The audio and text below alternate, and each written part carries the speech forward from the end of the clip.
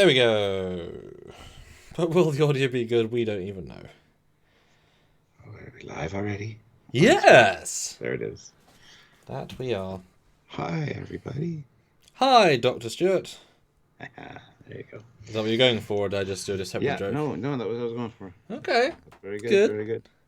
I can sense the joke, the terrible jokes before they come. Hey. The word terrible and joke don't apply to me. No, they really don't. There are different words applied to you. Wow. Thanks. Thanks for that. See what I have to put up with, guys. He hates me. But in the best possible way.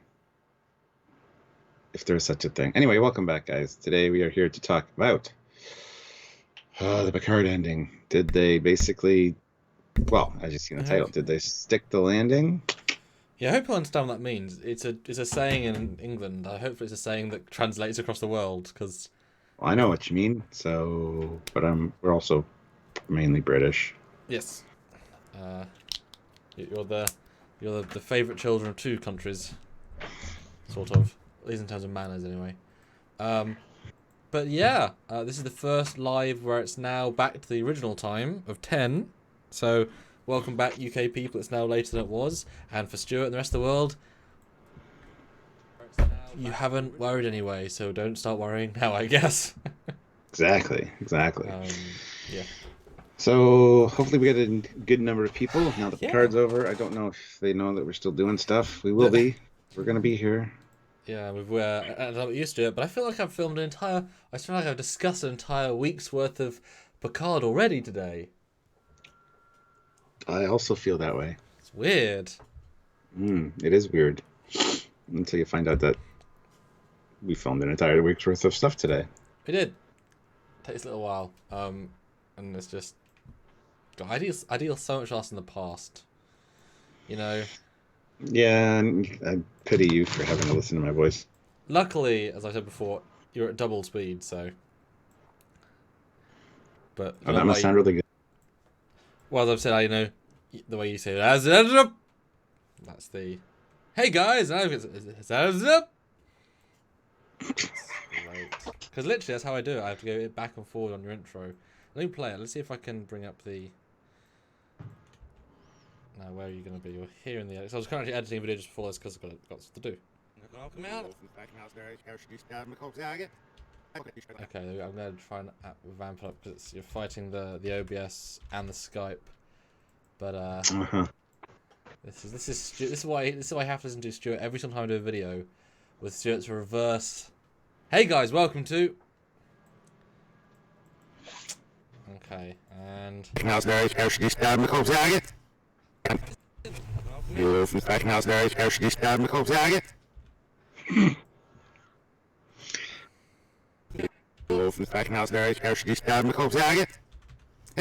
back to Trekyards. Hey guys, welcome back to Trekyards. I'm So that's what I have to listen to on a daily basis, pretty much, both in real terms and back.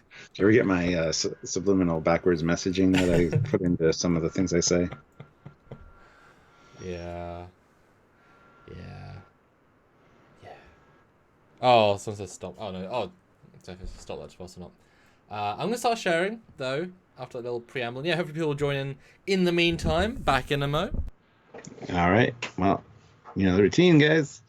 If you want to tell us something about what you thought about the ending of Picard and how you think it worked or didn't work, good way to do that is super chat, because we will have to read it and talk about it. The regular chat's fine, but a lot of times we miss stuff, and you know the routine. So, although also a lot of great other ways to support us down in the description of every video, so check them out, even if you're just watching a regular Trekyards video, which, speaking of, there's going to be a lot of cool ones this week, and next Saturdays I think you guys are really going to enjoy, so hopefully you tune in for that. The Federation fleet or ship from Picard has done fantastically well. Since Saturday, we've got 25,000 views on it, so that's one of our best videos as far as growth and watchers, so we're very happy about that. I think Saturday is also going to be the same kind of thing, so by all means check it out. And speaking of Saturday, we might be doing our drunk Trekyards in the afternoon, where we kind of go through season 1 of Picard and talk about our original scores and see whether they need some revision now that we know the whole story. So, yes, the Curiosity class. That's what it's called. I was curious to find out what it was called, but my curiosity is no more. Thank you, Mr. Shaban. Jeff Jacobs, $2, posted this a second early, but 50. Nice. Hashtag make Jeff pay. Thank you. Ozzy, will the captain keep his shirt on or off? It'll be on. We'll see. Devo77X cut up on Picard and liked it. That's awesome. Tony Floyd, it looks more like an Avenger class from Star Trek Online. I mean, it looks very similar, yes. But the problem is that they didn't spend a lot of time on the ships, and neither did we. We also didn't get a lot of ships, mainly because Michael Chabon doesn't like. He's opposed to star dates. He's opposed to captain's logs, and he's opposed to ship porn. He doesn't like the ships or any kind of focus in Star Trek, which, despite the fact that I've kind of been, sticking up for Chabon, I got to say that's an idiotic take on things. So not so super happy about that. But, I mean, it is what it is. I just wish that he had a little bit more respect for what people like and appreciate. So, yeah. And can I do a quick little backtrack? Thank you for everyone for coming around on Friday. That was an incredibly good one. We looked at the analytics, and it slightly beat Discovery Season 2 season finale in terms of views and income and such, which is tremendous. So it was like only a few bucks off, which was amazing. And yeah, that's incredible. You guys made a big deal there. And that week, you guys seriously gave us a lot of support, and we really feel it. And then also 27,000 of you, or the 113 of you watching, individually watched it several thousand times each, watched our 23.99 Advanced Starfleet Cruiser first look, which was a bit of an old school video for us because it was 28 minutes, and that was with edited. I was taking out 10 minutes of content. Because we used to make longer videos and we shrunk them a lot for the YouTube algorithm, and that was much more old school us, just sort of ship. Yeah, I was already talking about that when you were sharing. So just thanks for tuning in, because that also is great for us. So thanks so much. Yeah, and Milo, yes, he did admit to those traits that I mentioned. So Chabon not liking star dates and captain's logs and ships. Yeah, doesn't care. I want to see the ship comment. I haven't read that yet. So I'll be interested to see if that comes up. Yeah. Well, Tom Casey though throws in $5. Hi, Tom. Like the ending, had some ups and downs in the series, but overall good first season. It's probably one of, well, I don't want to say one of the better seasons because it's not, but it's a good TNG two-parter. The problem with the word good, right? Here we go. No, seriously, because good implies not bad. Right? And the season's not bad. Do you know what I mean? Yeah. So, in the essence of it isn't bad, it is good. And it's better than okay, I think. Yeah, I would agree with that. But good is such a spectrum of what could be. Is good a C-? That's like, I passed my grade, what'd you get? C-. Well, the worst, you know what I mean? Technically it was, That's why we love doing our scene by scenes, because you can have some incredible moments and then some really bad moments, but it doesn't detract from either to have the other. So generalizing it, it's probably the third best first season? Probably. Because TOS, hands down, best first season. Yeah. Probably Voyager, then, because it has the most interesting sci-fi stories. Yeah. Yeah, I would say so. Because has some real stinkers. Enterprise is pretty good. But vanilla. But TNG is not very good, but yeah. And DS9 is not really good till season 3 anyway, so. Yeah. And then Discovery, we don't even talk about. I mean, of course, not Discovery. Yeah. So yeah, I mean, it in the spectrum, it's pretty good. But for what money was spent on it, I mean, can you imagine what the DS9 crew would have thought if they had that much money per episode? How they would have changed you know, if better writers, you know, have been given that. So it's interesting because it isn't bad, but also it should have been better. You know. Yes. Yeah. And it's sad because we also saw a few of those last ones and thinking this is ramping up. Oh, something happened. Shabon came in or whatever, and it was starting to get better, and then it dropped that ball at the final hurdle. You know. Yep. Wiscosium throws in $2. Thank you. Haven't seen you super chat before, but thank you very much. Welcome. Season 1, too ambitious for 10 episodes and too lazy for Trek. Yeah. That's a great way to put it. Well, that's what I said to my dad yesterday. It should either have been 5 episodes or 20. Do you know what I mean? Yeah, absolutely. Yeah. You either should really refine it down to just a really good like movie style story, or given it the time to breathe. It failed being in the medium, and I think when I do the re-edit, I end up shrinking it. Weirdly, as weird as that sounds, because I'll make the first few episodes 50 minutes and I'll reshuffle things. It'll probably be like a 7 episode, but it'll be a better formatted 7.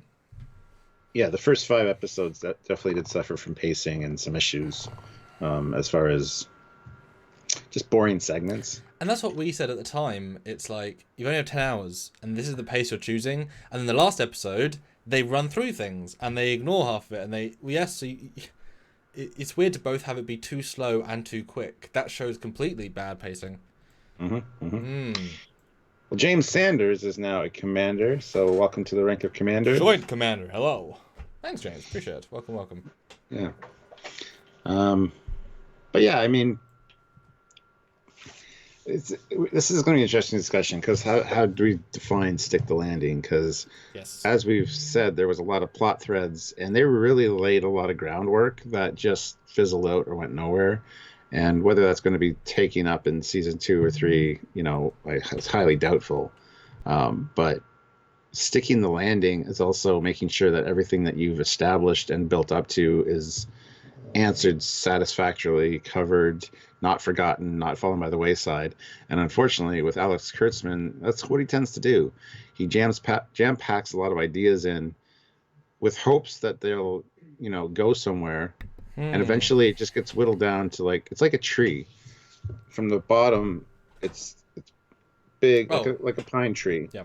You know, it's lush and full, and as you go to the top, it just narrows down, and that's great for some storytelling. But he's got branches that go everywhere, and just it's not an attractive tree. And that's interesting as a storytelling technique if you start that way, giving the audience so many avenues to think about, world building, character building. But then as you go through, you're basically revealing, you're streamlining it, you're saying, oh my god, this is the real story, this is the real story. And then once you get to the end, you realize there was only one story the entire time. And everything else was a cleverly integrated setup for that one story. You know, imagine if we didn't know that Commodore O was a Jat Vash. Imagine if that had been saved until the fleet, imagine she arrives in the Federation fleet. And then it's revealed, but she's in it multiple times. Or Clancy was the only person talking to. At the end, it's revealed they're a Jat Vash agent. That's a good reveal. You know, something built up that you can sort of maybe guess. See, having Commodore not knowing her story, in the second or third episode where we find out that she's actually working against the Federation, I think would have been a lot better. And then last or ninth episode, you see the bridge of the Romulan ship, and the doors slide open, and she could even still be in her Starfleet uniform. That'd be cool. Walk on the bridge. Just slowly rips off symbolically. Yeah. Even come in with a phaser or a disruptor or something, like she's going to kick ass because she found out what's going on. Yeah. And then I think that would have been way better. And a lot of times tipping your hand a little too early on stuff like that. If it's worked into the story well, it can work. It can be woven through the whole thing. But considering the way they did it so early, and then we get basically nothing more about Commodore O until the end. And all she does is just hold fire for 20 minutes. Yeah, because even her, even her talking to Girardi, if we didn't know that she was actually working for the Romulans, they could have left that wide open for interpretation. Yep. Because maybe Picard was hallucinating the entire time, and she needed to be watching Picard for different reasons. You know, Yeah. if you think I Or said to that you, she wanted to help, and you think that she's going to come in with a task force at the end because she's been keeping yep. tabs on him and wants to help him out. So Max Volume, Trekyards, why doesn't Samuel apply for a writer's job at CBS? I watch Trek produced by him any day. Well, Max Volume, hopefully, you're in luck. I have a 50-minute Star Trek episode that I produced, filmed in 2013, released in 2019, called Star Trek Temporal Anomaly, or at least Temporal Anomaly, a Star Trek fan film.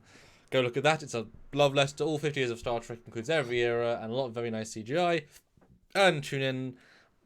We were going to film in August, but coronavirus happened, and that's obviously changed plans probably. Shit. My second film, which is another big crossover, which actually, and it's funny because I was editing this video that we'd done, and I call out and it's a bit of a tangent, but I want to be, I'm honest, I try and be honest about things, right?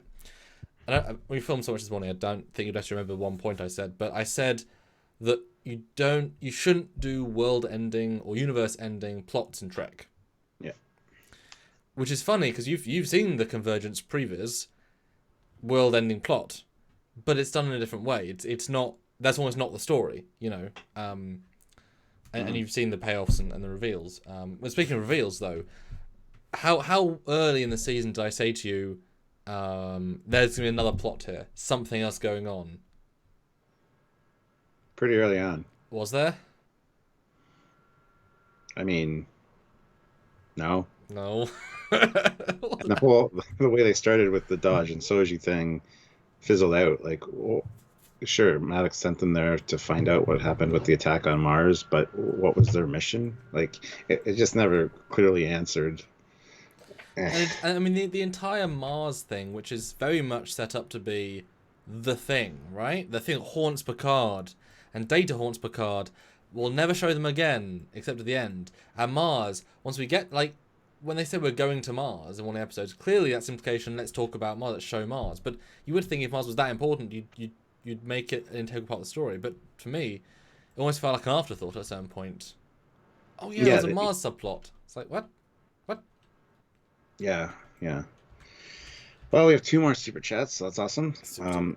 Ryan Howe puts in $5. Thank you. The season finale seems to reflect the entire season. A number of lame things, but when they did something good, they did it very well. Yeah, I mean, there's a few things they latched onto that I think they did very well. Yeah. Especially the whole, by the way, spoilers, guys. The whole data thing at the end. I thought that was very well handled and very well done. Now, a lot of people don't agree with me. Some people think that, it didn't make any sense or whatever. And I kind of get that. I kind of get, why didn't they give Data a body when they had the opportunity to? Although, while it was an obvious reason, even at the time, it's because Brent said that basically wouldn't do it if he wasn't kept dead. Yeah. So, I mean, that's a real world reason, though. Like, why wouldn't Data want to come back, right? Which is just like, why would Picard want to buggy in Doom Buggy and Nemesis because Patrick asked to? There's no character reason. It's a bit of a stretch anyway. Why did Worf suddenly have a accent? Because they didn't understand he didn't need a voice modulator in Nemesis. Because the director was an idiot. Although since we've got this great picture of these 3 people, dropping the ball maybe in terms of plot, but now we've seen the entire season. I think every single character had a rocky start, give or take. But I think by the end, I think the cast is actually a rather good cast. By the end, what do you thought? I mean, that could be an entire live by itself, but what do you think about that briefly? I think the only one with a solid foundation at the beginning was Picard, obviously, because he's got a whole history. Yes, he does. So, I mean, and some of the best characters, like the housekeepers, the Romulan housekeepers, fizzled away and were gone by the end of the season, which was a bit of a shame because I actually really liked those characters. So I think the focus was put a little bit on a few people that it was very wish-washy because Narek was like an important part, then he wasn't, then he was, then he wasn't. Like his character was very inconsistent as far as writing goes. So, I mean, I can see what you're saying that, a lot of people didn't start out strong, but kind of finished rather strong. Raffi's a perfect example. Sure, they tried to push the whole, I'm an addict. I got bad feelings against Picard. It didn't really work for me personally, and I think the character writing was kind of all over the place with her. But by the end, the last couple episodes, there's some really strong moments, and I'm like finding myself liking this character. Usually, once I dislike a character, it's hard to get me to kind of come back into the fold, so to speak. But I think they did a fine job with her. So I think you're right. A lot of the characters kind of started off a little bit weak, but the payoff was really good. Rios was consistently strong throughout the whole thing, and that actually surprised, well, at least you at first, because you didn't think you'd like him at first. Based on trailers. Yeah, I was hoping I would like him, and I definitely did. So, Girardi, again, she's really piss poor through the whole thing. But at the end, there's a few good moments with her in the last two episodes. And it's weird because you saw the Ready Room interview with Patrick and her. Yeah. And she comes across really likable. Yeah. Like an energy that is missing entirely from the character except in like 3 scenes. And it's like that would have been better. Well, we called it like they hired her because she can cry on cue. Yeah, she can show so much darkness. I'd love to do a supercut of her stares. Oh, good God! I mean, it'd be a long supercut of the eyes. No, because looking at this image, I think the Soji actress did a great job considering. But for her to have been the central character of episode 1 and then drop right down to a tertiary character, and then back to a primary character, but with a lot less to do, and then suddenly given the fate of the universe, that's not how you set that up. But I think the foundation is there with a lot of these people. It just took an entire season to even get decent. Yeah, and even Sutra would have been It would have been nice to see more of her character, because I really rather enjoyed her character and that take on it. Or don't include her if you're going to kill her instantly. Yeah. Like, have Sung. You've already got Sung. Or have Jurati for whatever reason. Or have, Well, every character kind of fell down in a lot of regards. Like the whole Raffi and the Mars conspiracy thing, I really thought was going to go somewhere and really get some more answers in that regard. Like, sure, we get off-the-cuff answers from, like, O and stuff. Like, we got to go to Mars and cause problems with the synths. But that was never really explained why, how. There's a lot of unanswered questions there, which didn't satisfy my curiosity. And it's my weird, curiosity class. Because you would think, like, in Enterprise, right? Yeah. If a Starfleet, if Mars was attacked in Enterprise, it'd be one of those 4-episode arcs. All about that as its primary focus. That could be an entire season of TV. Our biggest shipyard facility got destroyed, and how many people in the investigation. Like, that'd be a fun murder mystery storyline, But it's kind of glossed over very quickly because why couldn't they have built up to the world-ending thing in season 2? Why couldn't it have been the first season? First season reveals that it was the Romulans that were behind Planitia, because it isn't about Planitia and Romulus exploding. It's about the synths. Wouldn't that have been a nice twist?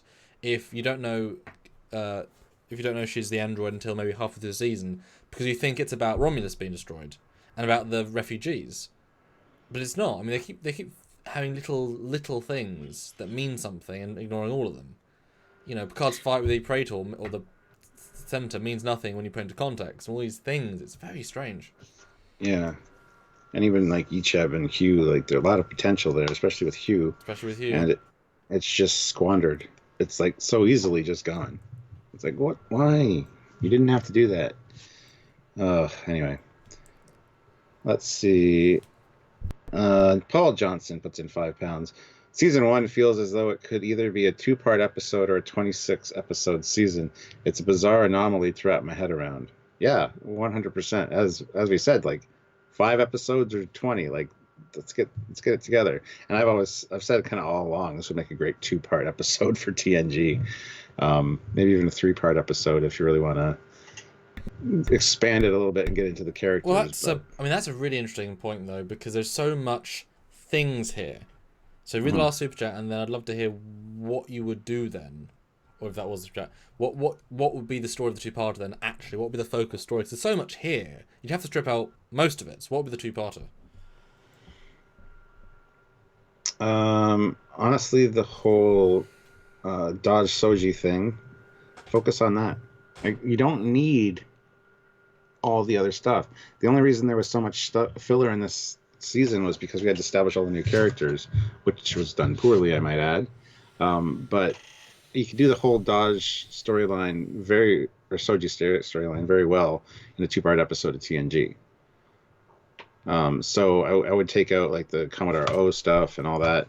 You don't need the synth ban. It was kind of irrelevant at a certain point, because Data was already dead, so we don't need to know what happened to Data. The whole synth ban was kind of stupid, honestly.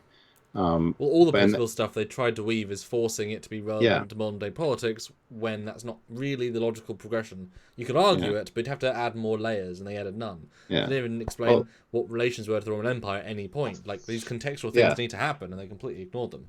Exactly. And the only reason I think the synth ban was there, well, it was kind of added after the fact, but for Riker's kid, Thad, to be passed away because of something synth related. Like, it felt very forced and unnecessary. But the whole idea of the synth thing really threw back the way the Federation has been presented for all these years as being tolerant and understanding.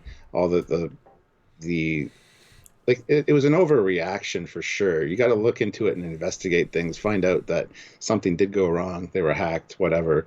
To just automatically just ban synths because you're afraid of them, I think is against Starfleet and against the Federation's values. So I didn't think that was well handled at all, and was totally unnecessary in the plot. And what even is the actual payoff for the semi-racist overtones of anti-synth? None.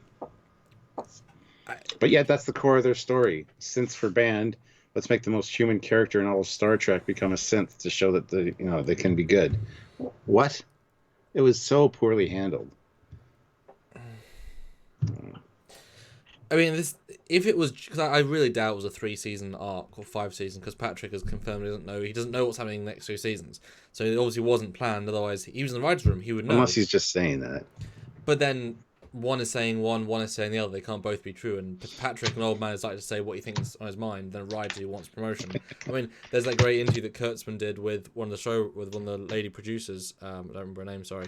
And he's talking about canon, and a lot of the interviewers cut to her face, and she's like, You've probably seen the clip. He's saying, "Oh, respect Can," and she's obviously not believing him because he's just saying the words. He does interviews, and you've got to say the words. Otherwise, at least some people, because a lot of people who won't necessarily think or analyze will take that take that word, which is fine. That it makes most people be happy, but. And I've kind of been a champion of Shaban throughout this. You hear me say it a few times that the episodes he touched seem to be the best ones. And we find out he's not actually leaving the show. He is involved in season 2. Because we thought he was going off to work on his own project based on one of his own works. Mm-hmm. But apparently that's not really necessarily the case. So, what he is, he's showrunning that, but he's still writing the first 2 of... To hear the disdain for star dates and captain's logs and ships, and it's like... That kind of just made me want to do a 180 on my opinion of him. But I mean, he seems well spoken, he seems intelligent, he seems talented. He's the exact opposite of Kurtzman. And yet it seems maybe he's not at the same time. So I don't know. Not a banned account though. Throws in $5. Thank you. JL only came off like Sir Patrick Stewart saying lines, and not the return of Captain Picard. If no one else respects Picard, why should the audience?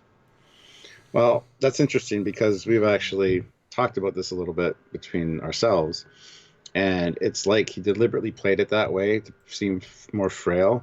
Actually, a few weeks ago, Sylvia even said to me she's seen things, Patrick Stewart and things recently, where he's not frail and weak, and he's very much more Patrick Stewart,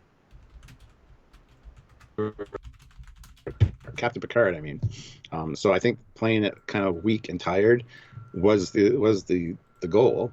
And now that season 2 is coming and he's got a refreshment as far as outlook on life and new new old body. You know what I mean? Mm-hmm. No aches, pains, arthritis, whatever. Hopefully they didn't give him those. But we should see a more energized Captain Picard for season 2. At least that's my hope. Like I want to feel Captain Picard. There was a few moments in season 1 where we got that, but it was very few and far between, unfortunately. I mean, I said to you right from the first scene that he felt alive, and then cut to him being not alive. And I'd interviewed Patrick last year, or maybe late year before, and while physically he has problems, his mind's still there, his voice is still there. You know, it was an absolute pleasure. You know, you just take, you know, more healthy than most of our grandparents, you know, of the same age. And then to see him and Brent, obviously Brent, whose voice is totally strong, see them both having the more rasp is very strange. But then you looked at Patrick playing Picard in the death computer, and he's alive again. Not, you know, he's playing it with energy again. So yeah, it might have been an acting choice. You know, play on the frailty to show he's not the hero he once was. And obviously that's one of the entire season's themes. Is Picard isn't the hero, isn't the man he once was, and that's what Patrick wanted to do, is play a different version of the character, because he played the good guy, the hero, for so long. He played the good guy, diplomat for so many years, then he played the action hero for a few years, because of movies, and now he's going to play the old man, tired old man for some reason. I don't know, I just think it could have been, if he was more political, as in, like, he dealing with Star Trek politics, not real politics, Star Trek politics, he could have been a diplomat, or the teacher. I don't know why they didn't go for an academy professor. Such an obvious choice. They did say that he spoke quite a few times at Starfleet. But, I mean, that would have been such a nice way of taking Patrick Stewart, Picard, the character. How would he be a teacher? How would he be, you know, he's been teaching now for 30 years. He retired out of being an active officer. He's now whatever. And then he has to go back in the stars as a retired officer, you know, being used to dealing with children, you know, as an older children. And then maybe, you know, I mean, oh, God, it's frustrating. So I could have written a better season, easily. Grr. Well, Spinal Breaker throws in $2 Australian and says, Samuel, I sent you a PM with how I'd handle it. So doesn't mean I'm going to read it for $2 though. How much do you want to ask for, Stuart? And then I'll actually read it, because he's a friend of mine. But $2 isn't very much. At least 5 or 10 or 20. I just want to address Justin Hampton's comment. Trekyards, all Star Trek first season was rough and stumbled. TNG, DS9, Voyager, Enterprise all had tough first season. Picard is no different. Picard is much different. This is a different world we're living in as far as television entertainment goes, with the overarching serial, you know, storytelling. Well, as you know, I hate that argument, because by that same definition, every CW first season of TV should be amazing. Arrow's first season was amazing. Flash first season was amazing. Legends. But then Batwoman's was terrible. But every single one should be good, because they were good. Oh my God, every Joss Whedon TV show should be cancelled in the first 2 years. Oh, he did Avengers. These things aren't. I mean, it was a weird happenstance that every single first season was less good. It wasn't some cosmic fate. It wasn't they tried to. It was they didn't quite hit the mark. They didn't have all the right ideas. Didn't come together. It got better. Doesn't mean that every future show, you know, Discovery was bad first season. This was not great first season. Not bad, not great. But why don't they try and make a better first season? Like I said, Flash and Arrow, amazing first seasons. Altered Carbon, great first season. How can they make a better first season? These guys can't. There isn't a curse of Star Trek, and why would we give them, 8.5 million times 10, 85 million to make a bad season TV? If we assume they're going to make bad TV, why spend so much money on it? Why be okay with that? It doesn't. I hate the argument, because it doesn't. It's as if saying they're a safe net. If they can make a bad first season, they can make a bad first 3 seasons. If you go by DS9, one Enterprise to some extent, or 2 of the Enterprise logic. And TNG, the first 2 seasons, kind of, but there's a lot of. Or if they're going TOS logic, first season's the best, second season's very, very good, third season's weaker. Is that what's going to happen for? I mean, you know what I mean? You can't use those same logics. Every season made it in a different time, different crew. Yeah. But it was weird though, going from, and I've said before, going from Voyager season 7, which is pretty good, to Enterprise season 1. It's like it's the same team. Why did the quality suddenly dip? Yeah.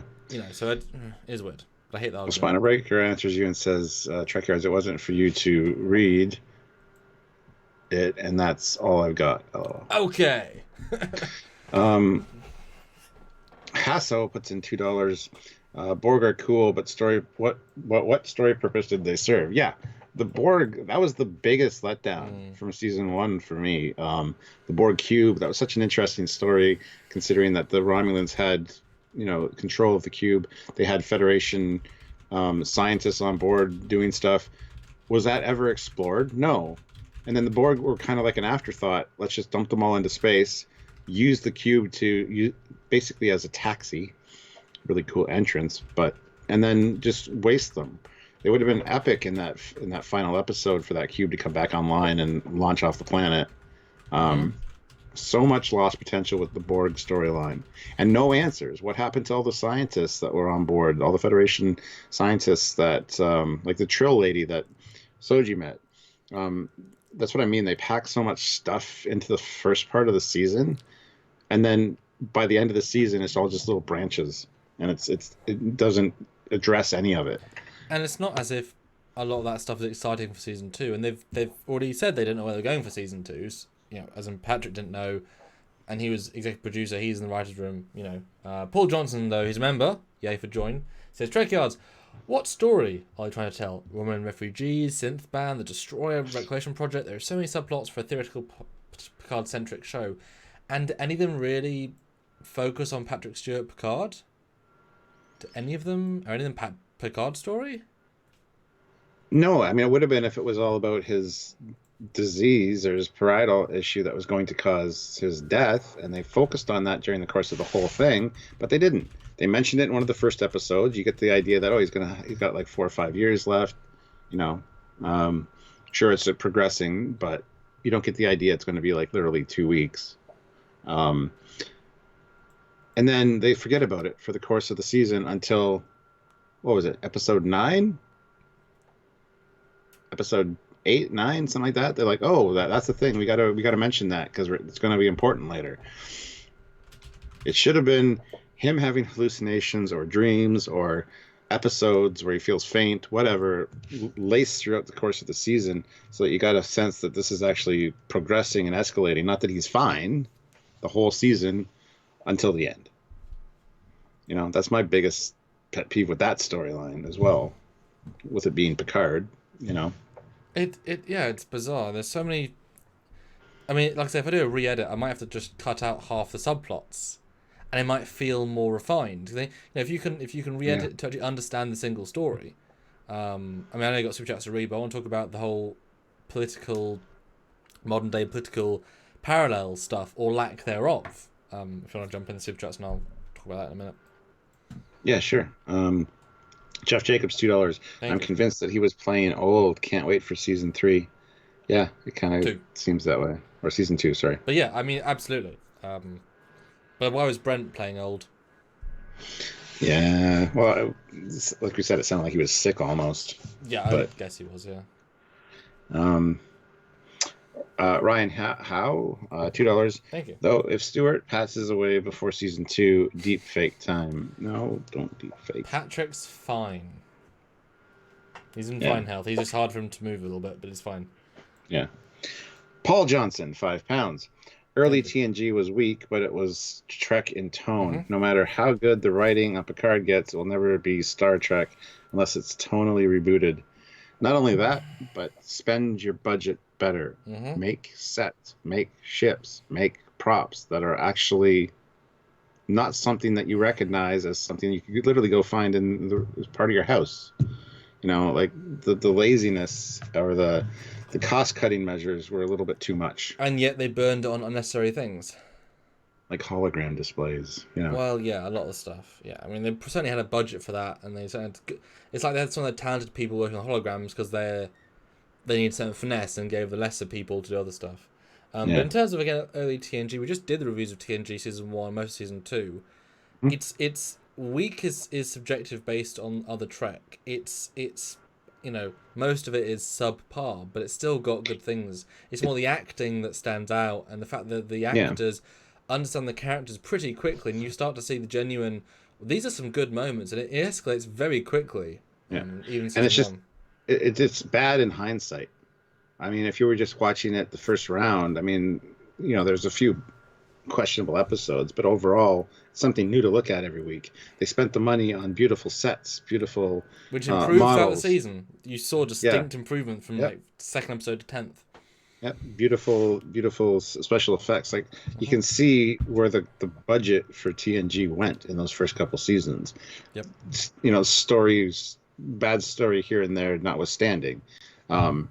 It happens. It happens with all TV shows. You get the episode where you go, I would never show anybody that episode to get them into this show. But 24 episodes. There's some actually good episodes in season 1, and some that hold, but certainly some great political ideas, some great philosophical ideas. It's some good science fiction.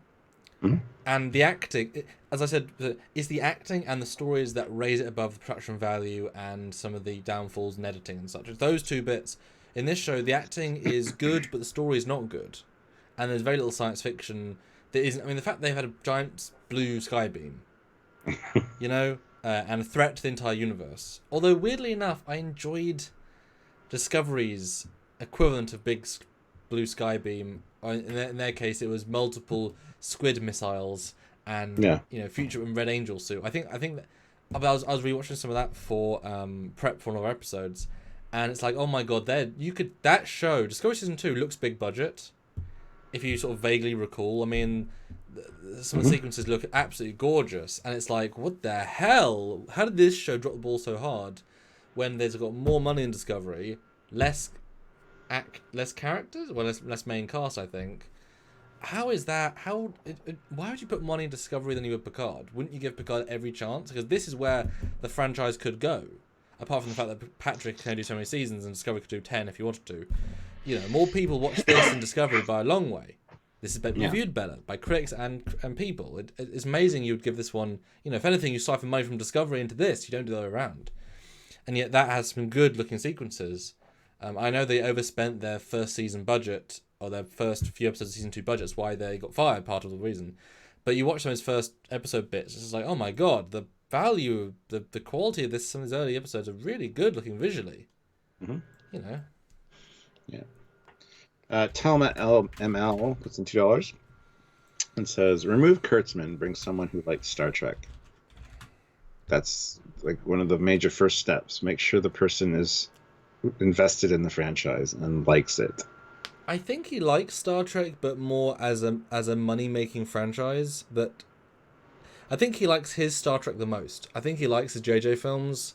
I think he's really proud of his JJ films, and he thinks that's more what Star Trek should be. Yeah, because he's more of a action Star Wars guy. It's like JJ. I never understood Star Trek. The Life Dyslexic says, DS9 got better season by season. DS9 season 1 was TNG season 3 quality, but poor compared to DS9 season 4. DS9 season 1 was TNG season 3 quality. No. I would strongly disagree. Visually, special effects wise, yes. And sets. Set was always. Sets was amazing, yeah. But yeah, no, I love DS9, and I can tell you don't. I'd suggest not watching the first 2 seasons. Good to start in season 3, because that's where it gets. And then good. double back. Yeah. It's like Babylon 5. Anyone that's watching Babylon 5, I say skip the first movie pilot because it's rough in comparison. Go straight to the first season, and then once you like the show enough, go back and watch it. A lot of that's just from VFX level. Well, they're ambitious as all hell. The difference in quality between pilot, season 1, season 2, season 3, they obviously invested so much more in VFX machines, and the amount of lights they can bring, the amount of ships. I mean, it radically jumps each season to the point that by season 3, they're doing massive stuff that season 4 and season 5 even do better with. But the pilot, it's the most flat-looking Battle. I mean, good for the time, but you know, there's no lights on the model at all. But it needs that, whatever. So I would say skip the movie. It's not a great movie. Although I showed my parents recently because we did a watch for the convention we worked at, and they quite liked the movie. It's fine, but you know. Well, 270 people here watching, so that's awesome. Make sure you hit that like button. Daryl Trekkie says, Trekyards, nope, watch the complete thing from start to finish. That's how it's done properly. If you're a fan of Star Trek, yes. If you're somebody that's not really into Star Trek and you're trying to get somebody like that into, let's say, DS9, don't show them Move Along Home or whatever the hell the episode's called. Because right away, if they're not already hooked and a fan of Trek, they're going to tune out because it's just so stupid. I don't know. See, I mean, I wouldn't. It's tricky because it's.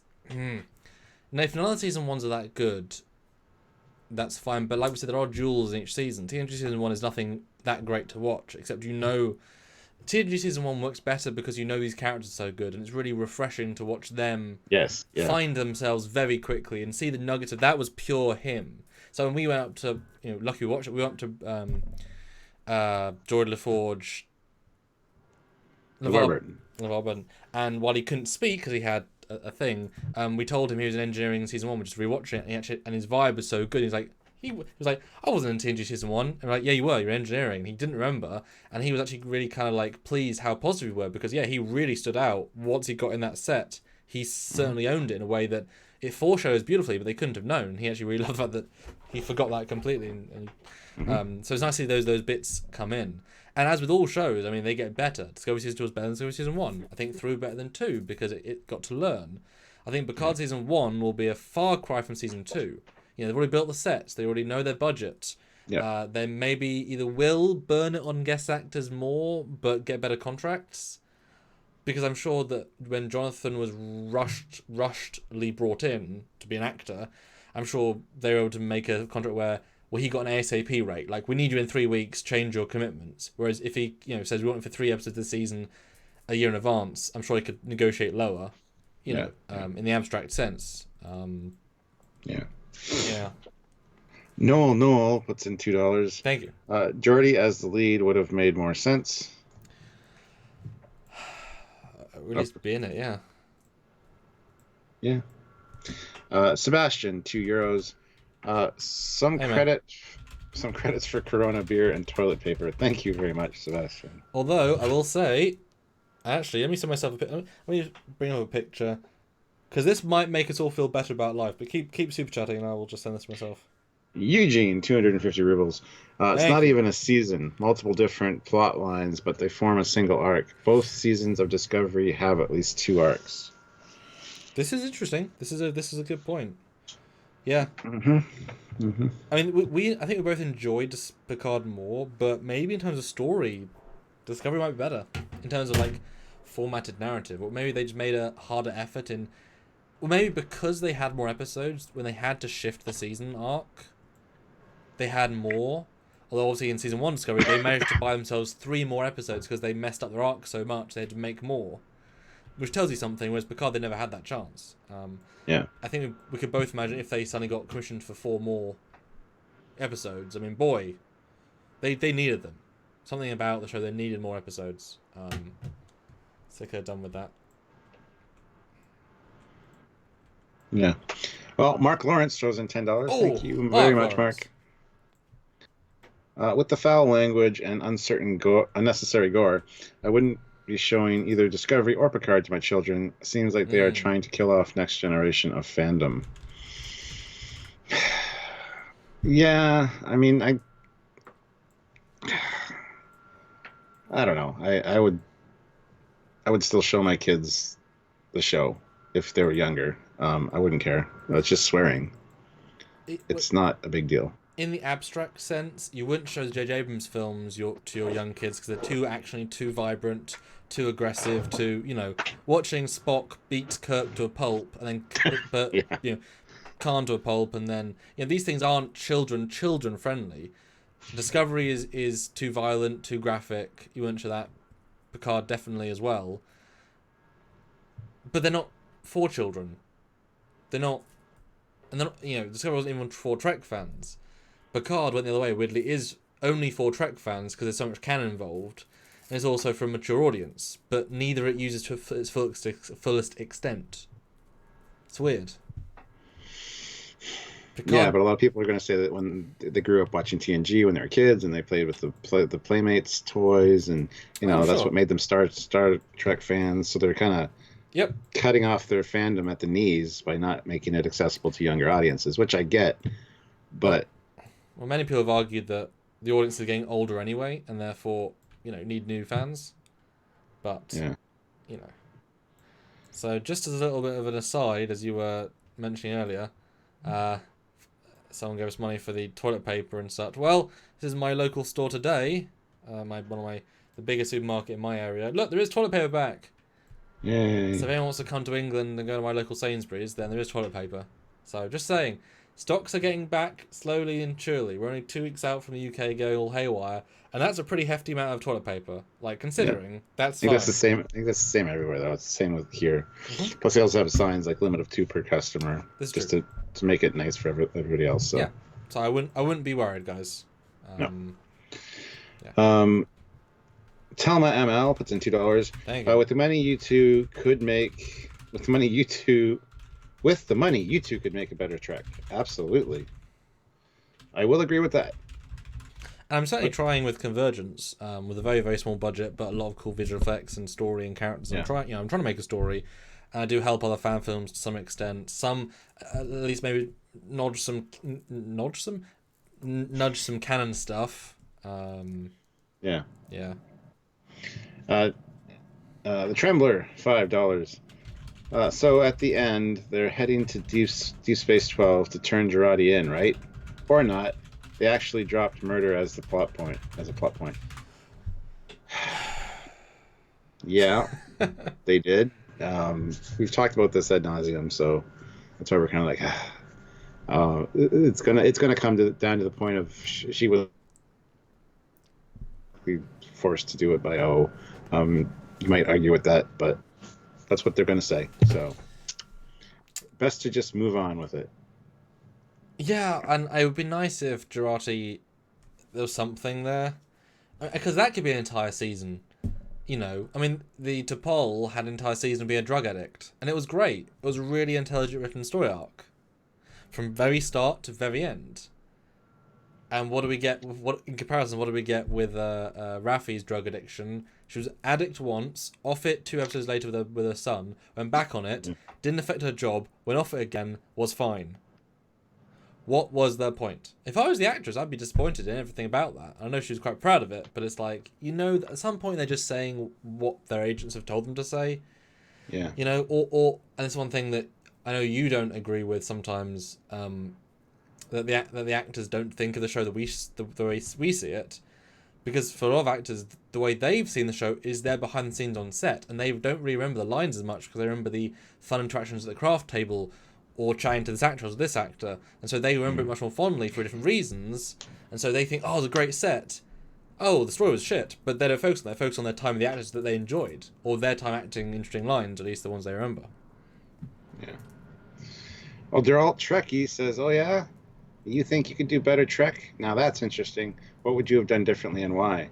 Well, we've stated in each of our reviews of each episode what we would do differently and why. And a lot of people agree, so I would suggest go watching the reviews. Yeah, it depends if you'd want me to write it with like a gauge of how much I'd keep. Like, how much do I have to keep? 80%, 70%, 50%, 20%, 10% start from fresh. Because, it's like if I do a re-edit of the season, I can't just change the storyline because that would be disrespectful. I can just tweak things that would make more sense. Yep. But yeah, I mean, you could easily write this as a better season. Easily, very quickly, actually. And even Red Letter Media with their idea for Star Trek Galaxy would have been way more enjoyable for me to watch now having seen Picard. It's just better storytelling for a Star Trek fan. And the thing is, you can go dark as I think we'd all want to watch a Year of Hell show, as in a ship gets lost, gets damaged, all hell, gets dark, gets gritty. As long as it's that's Enterprise season 3. Sorry, we enjoyed it. It was interesting, kind of hard to watch sometimes, but it was interesting. Yeah, Jeff Jacobs 202, 102. Woohoo! All that rhymes. Don't make me do that again. 150. Easy peasy. Hit like. # make Jeff pay. Everybody hit like. We have 290 people here now, which is great. So make sure you hit that like button and make sure you're subscribed to the channel as well. Nick Weeg, $5. I'm okay with season arcs like this, but we need new Enterprise F show. DS9 style episodic with storylines. Trek needs more than one story per season. I totally agree. And I think season 2 of Discovery actually did a fine job with that because they were kind of episodic but bookended by the main plot, which was great. kind of gave you the sense of both. And I love that Anson Mount said for a Pike series he wouldn't come back unless it was episodic. I think that's a fantastic approach, because that's what Star Trek is. That's how you build your characters. That's how you build the universe, by having an episodic series. You can have an overarching story, of course. Just don't focus on it every week. Break it up a bit. Well, this is where Discovery Season 2 did quite good. Yeah, exactly. In retrospect, they had a genuine... Well, and it's funny because the Orville does have a very slow, overarching story. The world is evolving and you're evolving with it. But the episodics are where you learn about the characters. But see, we're saying that... We said this with the Orville, too, that it's a new universe. So Yes. every week you see something new. Looking back on Orville in 20 years after they've had 7 seasons and 2 movies, you'll be able to look at season 1 and go, season 1 was shit compared to season 6. You know what I mean? Which is Like, shocking, because season 1 is easily season 4 TNG quality. I mean, No, but I'm just saying, when you Yeah. first, if you were there for the first run of TNG, after season 1, you were like, that was awesome. Just like the Orville kind of reaction. But having more stuff to stack it up against, it compresses how things look in hindsight. So that's what I'm saying. I mean, I'd love to take a retrospective look at Orville in 20 years. Like I said, hopefully they have 7 seasons. Hopefully they go with a movie or so. That'd be fantastic. Yeah. Because then you could see, well, season 1 was good, but when you compare it to season 6, it was nothing. And that's exactly what people do with TNG all the time. Like in our rewatch of season 1, I was surprised by how good season 1 was. Yep. Because I got it in my head that, yeah, there's a lot better Trek to come. But you can't do that when it's brand new. So even with Picard, after a couple seasons, it'll be interesting to take a look back on season 1 and compare it. Whilst the misnomer about season 1 of TNG, people say it's the worst one. And you ask, when's the last time you watched season 1? Oh, years ago. Yeah, exactly. Yeah. Have you seen it in HD? Because they're reluctant down... to watch it because they keep hearing it's not as good as, you know. So. But the thing about season 1 TNG is that the stories are relatively simple, right? And focused. And the editing's pretty solid. And the effects are pretty solid. Nothing too much is amazing, except if you're like, oh, that was pretty cool. But it's solid, right? Whereas Discovery Season 1, it fails as an overarching story. The character build-ups fail. It's magic tech that doesn't mean anything, that does its own thing, and you don't like the main characters. So there's not a lot to latch on to, whereas in TNG you do like Geordi, you do like Riker, you do like Data. It really gets you quite quickly. And obviously Orville, I mean, you like everyone instantly. I mean, basically from episode 2 or 3, everyone on the crew you like. It was. That show was a masterclass in setting up a new universe, because that achieved. You gotta think though. It used TNG as a template. Yes. Pretty obviously, so they already knew what worked and what didn't. So they're starting off with all guns firing, and they are out of the gate. So. No, it's true, and I think now when you will put into perspective, the fact that Orville started so strong is a testament, because that was easily. I mean, it skipped all the hurdles of early TNG. An early Voyager. I mean, that was that. I mean, if you added that as a Trek show, has that got a better first season than TOS? Yes. Well, you can't compare TOS to anything like that though. Well, I'd say no in general, because there's more stories and they're better stories. But I think it'd be second. It'd be It's better than TNG season 1 for sure. Yeah, and DS9 and Voyager, and I think if you include it as a Trek show, it'd be the second best. First season, it was very strong, considering. Yeah. Mark Lawrence, $5. If you want a DS9 Season 8, play Star Trek Online, the Gamma Quadrant season. These writers are so much better than who we got for Discovery and Picard. I mean, yeah, the Star Trek Online stories are pretty well done, I gotta say. But I've heard complaints that they're very fan-servicey, but I hate that term at this point. Well, people just use it when they're... Well, who's paying for Star Trek Online? The fans. Exactly. So who do they want to make content for? The fans. Bring back the old people. I'm pretty sure if you look at the metrics of, say, Star Trek Bridge Crew, they sold a certain amount of units. When they brought the TNG expansion, they probably sold more units than they sold originally, because that's what fans wanted. Fans are what pay. I mean, come on. the Riker. I mean, we got more views when the Riker episode came about and the season finale came about. Fans are who buy the show, and you make a good. As I said to you before, make a good story first. That's the first most important thing, but then you make it applicable to the universe, and then if you can sprinkle in fan references, fan clever things, rather than inventing a new alien race, why don't you just use the Tholians?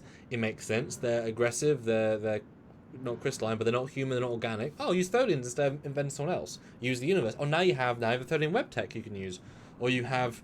Now the different atmosphere. Oh, well, the Tholians hated this race. We can use them already. Oh, in faster, they hated the Gorn. Let's make them the Gorn. Oh, now we can bring the Gorn in. And now we can explain there's been 3 types of Gorn.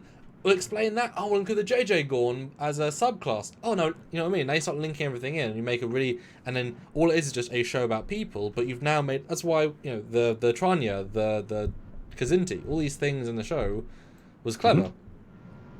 Mm-hmm. And maybe not a lot of people or everybody that watches the show understands those. People that do really appreciate it. So, I mean, it's important. Yeah. Plutopia throws in $2 Canadian. Too many producers trying to add their own touch. Yeah, that's exactly what it is. Yeah. I would love to see what the actual breakdown of whose ideas were what. Mm-hmm. That'd be really interesting. Yeah. The Trembler, $5. Thank you. I don't think the Trek feel was absent from Picard. It existed intermittently, often at war with the dark feel. Oh yeah, there were definitely moments that really got you goose pimples or goosebumps up, and kind of give you a little bit of a chill. There were definitely but it was a little too infrequent, and it wasn't what I think a lot of people wanted. So need to ramp those up a little bit. But I do think the Trek feel, I can't say it didn't feel like Trek feel, and I think most of even the swearing, it's like that. I mean, that's a symptom of an issue, but you can still enjoy the diseased corpse. Person. That sounds dirty. Yeah. No, it definitely felt like Trek. It was just a very dark Trek. It was a Trek that none of us would have asked for. Yeah. It's a Trek that should have earned its darkness. I know that Paul Stamets' actor is Anthony Rapp. I know he sort of rationalizes you're allowed to have Discovery Season 2, the bright funniness, by having the dark Season 1. But you didn't earn the Season 1 or the storytelling in that. Now that said, Picard has now earned a young, chipper, captainy Picard in Season 2 because you broke him down, and we did see him build himself back up. That was a genuine arc, showing that, yes, he should be the guy we all know. Duh. But Season 2, we've now earned that. And now Starfleet, we can now have Starfleet integration in the show, because now he's proven he isn't insane. He has had skills. He managed to find the planet, stop a universe-ending catastrophe. That was him again, and therefore Starfleet, Clancy, whatever, should now, if he says, I want a ship, Season 2, he should get a bloody ship, So now you've earned that ability to have the more Trek feel. I just wish the story was better in Season 1. Or, if all of the threads in Season 1 are all picked up in Season 2, then I think it'll work, because then you've got this very unsatisfactory ending, but it's an anticlimactic ending for a reason. They know all this stuff, and they want to bring it all in for Season 2. I doubt it. That's giving a lot of credit. I really doubt it as well. It's like saying, oh, they knew Saru would be friends with Burnham. That's why he absolutely hated her the entire 3/4 of the first season, and by the end suddenly likes her for no reason at all. It's like, yes, because Brian had one version of the character, and they said, nah, we'll do the other thing. Remember how he sensed danger, and they threw that away because they didn't like that thing anymore? It was Brian's idea? Yeah, because it's different people. So set up but no payoff. Yep. It's a problem with too many producers. Eugene, 250 rubles. Eugene. Are you sure about Discovery Season 2? They learned from Season 1, yes, and episodes 2 to 7 were good, but the quality dropped after that, and there were firings and a lot of firings behind the scenes. Yeah, they kind of dropped the ball at the end of the season, absolutely, Yeah. but the main chunk of Season 2 was very much enjoyable, and the way that they integrated it into episodic as well as serialized was done very well. Well, it was a genuinely intriguing setup. Genuinely intriguing. And once you had Spock and Burnham together, genuinely good combination. And Pike and the crew, genuinely good combination. Yep. But yeah, then they, as I said, every single episode, if the payoff's bad, it weakens the setup.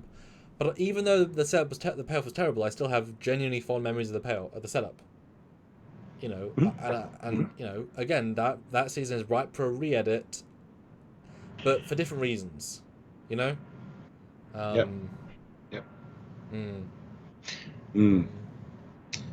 John Chanel puts in $5. Thank you. Looking forward to season 2.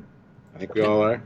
Yeah, I honestly hope that they don't rush it. It's a clear rush season 1. You can tell by the end CGI. Because obviously we want to see it soon, but with this virus and such, they can't film anything, so it will be delayed, which is bad for us and obviously bad for Patrick and bad for the cast. Because I guess no one's really working right now in terms of actors, so I guess there's no I have another gig lined up. It's like, well, they were gonna film and then pause. Tenchi 2K7 has joined at the rank of commander, so welcome to the crew, commander. Brilliant. Yeah, we're getting a damn good crew here, Stuart. That is building. I'm so proud. Yeah, absolutely. We're kicking butt. Good tea, nice house, $10 Canadian. Thank you. Awesome. I had to take a few days to soak it in, and I'm still a bit pissed. Well, Picard's death scene was done beautifully. Turning him into an android was ridiculous. They could have saved his death until season 3. Yeah, I mean, I think the better approach would have been, honestly, to have one of the little magic repair thingies that the androids had. Because there was a case, if you watch the behind the scenes with the Ready Room, there's a case where the thing that they gave Rios, and there's another one that went on a finger, which looked more like a medical device. That healing Patrick that way, or healing Picard that way, I think would have been... It's hard to do now, isn't it? I know I keep doing it, but yeah, it's hard not to... But yeah, I think that would have been much more apropos and a little bit better. Now, it all depends on how season 2 and 3 uses that plot element of him now being an android to their advantage. I mean, it's a radical shift in the character. You would assume heavily, you'd assume the entire first episode would be him on the ship, and he hasn't got the muscle memory of how to pour a cup of tea, and he can't, fence anymore because his muscle memory's gone, and he's having to relearn his body. You see Patrick do really cool things as he suddenly can do all these things, but his muscle memory's all gone, so he has to relearn everything a little bit. Coming to terms with his new body. Well, there was some show where the character lost a scar, like a really big one. It was healed by somebody without him asking, and he was like, "I kept this scar for a real reason." Yeah.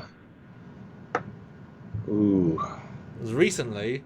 And yeah, it was. Like, you didn't even ask. That scar meant something. Guys, can you help? Because that was Discovery. That was Calypso. Was it? I think so. Yeah.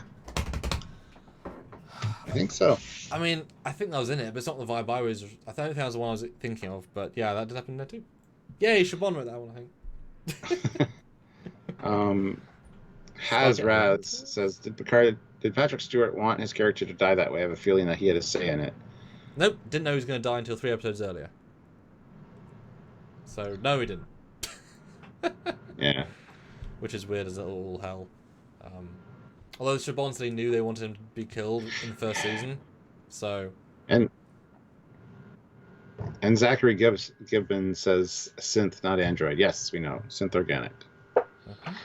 Oh, they do they did use an android in the last episode to refer to him as well, which I caught. I think it was the guy with the scar was Marcus Kane in the 100.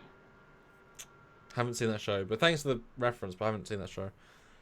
I haven't seen that one either. But that's fun though. Every show has a guy with a scar that loses a scar. Doesn't mean to lose a scar. That's funny. John Chanel, welcome to Commander. Oh, welcome. He is now the rank of Commander, so welcome to the team. No, dude, thank you. That's awesome. I'm trying to picture the one you mean because I know. Yeah, he's like, it was really important to me. Yep. I don't remember the context though, and the context is king. Yeah. Yes. And guys, 281 people watching, which is still pretty great considering we're now post-Picard. But do likes genuinely make the analytics go much more in favour to us. So I'd love to see 200 likes, and I don't think most of you have even clicked like at this point. So if you can, do click like. But 144, I'd love to see 200. Well, 200 would be ideal. I know that the people do donate if we get more likes, which is always a cool thing. It's just strange. The Picard. Discovery did have a certain focus in season 2, and a focus of clarity of who they wanted Pike to be, who wanted Spock to be, and they had the twists of the whodunit. Did Spock kill people? Obviously, we're like, of course he didn't. But still, whodunit. Then it got then the sphere data appears, and we think nothing of it because it's not important, and then it suddenly is the only thing that's important. But then it gets convoluted, and they throw all the kitchen sink stuff in. This, it throws every important subplot in as side dialogue, while it continues non-feeling important main plots, and all converges at the end. But because we haven't focused on anything, like if we'd focused on the character of O and the Romulan fleet, if we'd focused on if we'd introduced Sung earlier, maybe that would have helped. You know, I said to you before. You know, we lost the flashback formula quite, at a certain point we lost it. Couldn't we have had Sung, Maddox and Jurati flashbacks from years ago? That could be interesting. That could be a good step to why we should feel sympathy for androids or for synthetics. Build up why we should like them, because, you can't think that Soji and Daj represent the androids or the synthetics, because they are synthetics with programmed human existences. They don't represent synths. They're synths with human memory. It's not the same thing. Yeah. Observer Dude says, does Worf appear in the very first episode? Briefly. I mean, I would call stock footage appears, but yes. And Dan23 says, it was Stargate Atlantis that Ronan, not Roland, had scars on his back and McKay had ancient healing powers removed them. That is true, and that might be what I'm thinking of. I don't think it's that. Not what you're thinking of, because I know what you're thinking of, and I haven't seen that. So yeah, but that also wasn't. That's a really good. That's a really, really good moment, actually. And in fact, he stops having scars for the season, which is nice. And I was editing again an episode today, and someone mentioned the Discovery drone, the control drone. I mean, in terms of art design, I mean, they are so similar. It's unreal. I mean, to assume they're not linked. I mean, my goodness, the squid machine creature that it's so obviously a similar technology. James Roberts says, Doctor and Stamets in the sea is the scene Samuel is thinking of when the Doctor is reborn with no scar. Ah, there we go. It was Dr. Culber. Discovery season 2. I would not have thought it'd be Discovery, but yeah, that was a good scene. I don't feel like myself anymore. Thank you, mate. You got us there. Yep, that's it. I was right. I said Discovery. Did you? But I thought. Well, yeah, I said Calypso though. Remember? It's true. Well, that's short trek, but. Yeah. Well, it's. Taurus 69, $2, 161 likes, 281 watching. Let's get to 200. Hashtag make Jeff Bay. 284 of you here. It should be very easy to get to 200. Come on, guys. So, yeah. If you haven't hit the like button, just hit the like button. It's a great way to help us out. The Trembler, $10 for season 2. Brilliant. Would you want any of the La Serena crew to leave? Would you want Picard to switch to a Starfleet ship? I wouldn't. He'd lose the Rioses. Do you think the character or ship change is likely? Great, that's a great question. First of all, it's a great question. Well, we've talked about it before. Now that he's kind of helped out Starfleet, essentially, it'd be great to have at least his admiralty return to him, at least honorary or something. I mean, I love the subtle touch of everyone calling him Admiral by the end. It's a nice thing, and everyone calls him that. He rebuilt his respect throughout the course of the season, which is interesting.